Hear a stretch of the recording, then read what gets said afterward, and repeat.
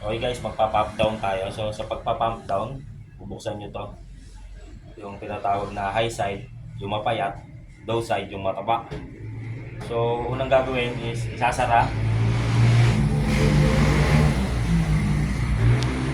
Isasara natin itong valve ng high side. Habang umaandar ang aircon, hihintayin natin na mag-negative zero siya. Ibig sabihin, para bumacuum yung gauge natin, sumagad dito. So pag sumagad na yan dito, 0-0 na siya, yung pa lang natin siya isasara. So pag sumagad na siya, kagaya niyang sumara na, halimbawa, sasara mo na. So yun ang pump down. So ngayon, ito na muna ito.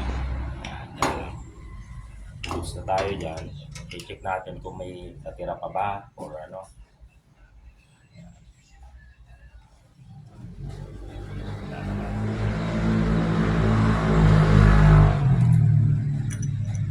Yan, nakita mo ba yung ano?